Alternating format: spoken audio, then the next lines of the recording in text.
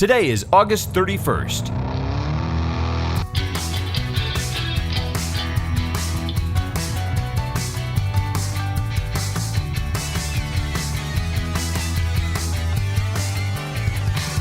It's the 244th day of the year, and this is the On This Day podcast.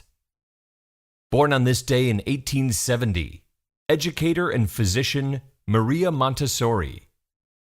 Montesorri is born in Chiaravalle, Italy. Her mother is well educated for the 1870s. She encourages her daughter's interest in education and learning. Montessori's father works for the Italian government, and though a loving father, he disagrees with his daughter's educational pursuits. But Montessori's mind is like a sponge, expanding and absorbing as much knowledge as it can across a wide variety of subjects. She excels at the sciences and mathematics, earning a certificate at the age of 20 in physics and math. Montessori wants to pursue further studies in engineering, but this is an unusual direction for a woman in 1890. So she chooses to go into medicine instead, an even more unusual field for a woman at the time. Her first year of medical study is filled with highs and lows. Montessori is harassed and treated with hostility by some medical students and professors. Undeterred, she wins an academic prize which secures her a position as a hospital assistant. This allows her to gain early clinical experience. She studies pediatrics and psychiatry during her last 2 years while continuing her work at the hospital. In 1896, Maria Montessori becomes the first woman in Italy to earn a medical degree. She continues to work for the university hospital and starts her own practice. Over the next 5 years, Montessori researches children with mental retardation or disability. She also studies and is heavily influenced by the works of 19th century physicians and educators, Jean Itard and Edouard Seguin. Itard's work focuses on education through the senses, while Seguin emphasizes respect and understanding for each individual child. Seguin creates practical manipulatives for further development of the child's sensory perceptions and motor skills. Montessori will later revisit and expand upon these ideas when developing her own educational approach. She becomes a prominent voice for women's rights and education for mentally disabled children, advocating for the creation of special classes and institutions for them. An appointment to the National League for the Protection of Retarded Children presents an opportunity to become co-director of their new orthophrenic school. The school provides education for children with a wide range of disorders as well as training for teachers. It's a pivotal moment in Montessori's professional life. She moves away from medicine and devotes herself to education. It's also a pivotal moment in her personal life. A love affair with her co-director, Dr. Giuseppe Montesano, produces a son. Their child, Mario, will be the only child Montessori has. If Maria and Giuseppe marry, she will be expected to stop working. And that's something Montessori just can't do. So they keep the relationship secret, under the condition that neither will marry anyone else. Giuseppe goes along with this for a while, but falls in love and marries another woman, leaving Montessori feeling betrayed and hurt. She leaves her position at the school, closes her private practice, and places their son in foster care with a family in the countryside. Later, as a teenager, Mario will reconnect with his mother and become her lifelong assistant and collaborator as she develops and tweaks her teaching method. Montessori is invited to oversee the care and education of a group of children in Rome. It's her first opportunity to apply her adapted educational methods to mentally normal children. The first children's house, or Casa dei Bambini, opens in 1907. It is in this first classroom that she observes behaviors in young children that will form the foundation of her educational methods. The practices she implements become the hallmarks of her educational philosophy. She replaces large, heavy furniture with child-sized tables and chairs. She places child-sized materials on low, accessible shelves. And she expands the range of practical activities, creating large open-air sections in the classroom, encouraging children to come and go as they please among the different areas and lessons. She believes that children, while working independently, can achieve greater autonomy, becoming self-motivated to reach new levels of understanding. To Montessori, the aim of education is independence. The role of teacher is that of an observer who directs the children's innate psychological development. The success of this first casa leads to a second one, and eventually a third one, and so on, and so on. Montessori continues to experiment with materials and methods, producing amazing educational results. Her work and reputation spread internationally. The Montessori method is adopted across Europe, with plans for schools in the works for Argentina, Australia, China, India, Japan, Korea, Mexico, Syria, the United States, and New Zealand. Though popular and highly acclaimed, Montessori's method eventually meets with criticism and resistance in the United States. Influential progressive educator William Hurd Kilpatrick writes a dismissive and critical book titled The Montessori Method Examined.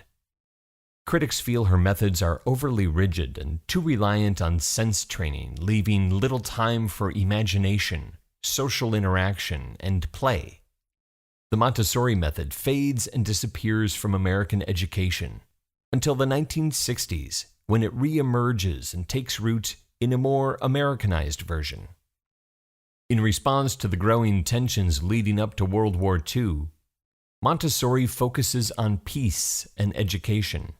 She travels and speaks about the role of education of the child as a key to the reform of society.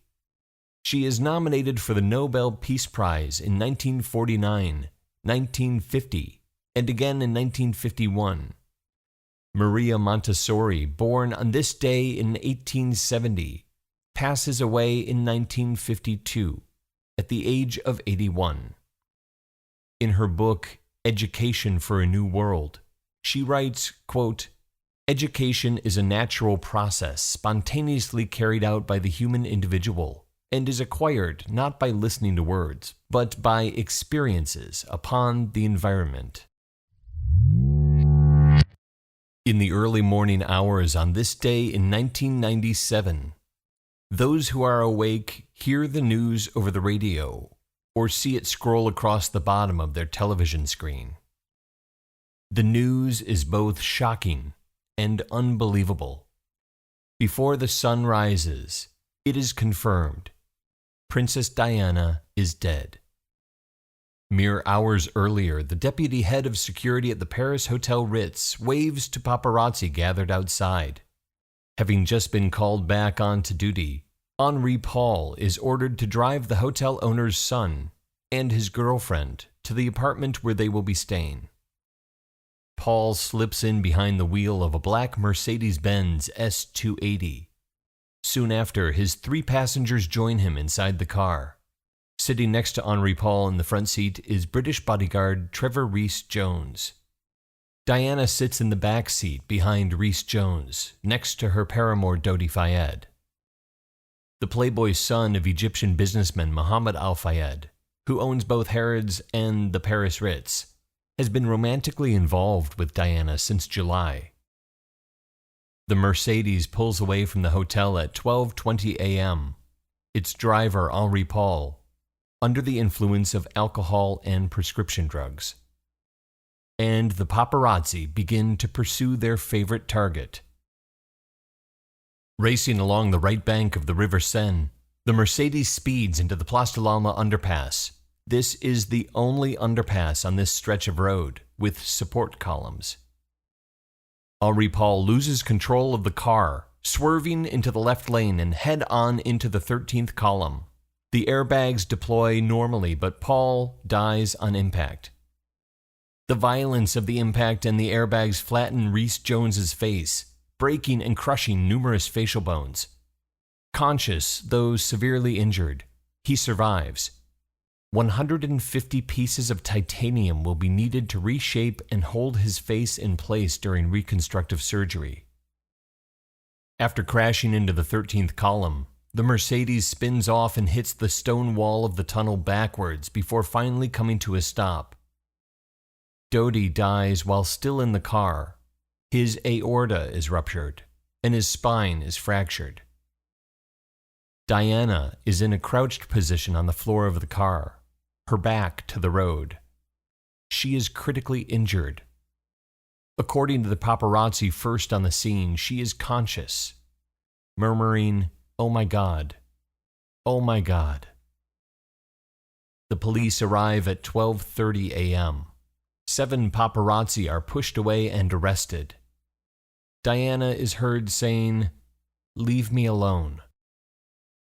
By 1 a.m., Diana is extricated from the wreckage. She goes into cardiac arrest. CPR is administered and her heart begins beating again. She is moved to the ambulance by 1:18 a.m., but it will be another 23 minutes before the ambulance leaves the scene for the hospital at 1:41 a.m. Unbeknownst to the medics, Diana's injuries are extremely extensive. Her heart has been displaced to the right side of her chest, tearing her pulmonary vein in the pericardium, the membrane that encloses her heart. Diana arrives at the hospital at 2:06 a.m., more than an hour and a half after the accident. She undergoes several lengthy resuscitation attempts, including internal cardiac massage, but no one can save the People's Princess. 36-year-old Diana dies at 4 a.m. in Paris. The world awakes to the shocking news. Sorrow and disbelief spread around the globe. The French and British conduct separate investigations into the circumstances surrounding the crash and subsequent deaths, and conspiracy theories emerge. But the world simply remembers that a black Mercedes-Benz crashes in a Paris tunnel, killing Princess Diana and 2 others, on this day in 1997. There are 122 days left in the year. On This Day is produced by me, Dave Schultz. Thank you very much for listening. Today's episode written by Elizabeth Schultz. I remember exactly where I was when I heard about Princess Diana. My sister Elizabeth and I were working together on a film. It was an overnight shoot at a house on Hauser Avenue in Los Angeles. I remember it as if it was yesterday. It was truly shocking. So if you're still listening, carry out a random act of kindness with no expectation of reward, safe in the knowledge that one day someone might do the same for you. Talk to you tomorrow.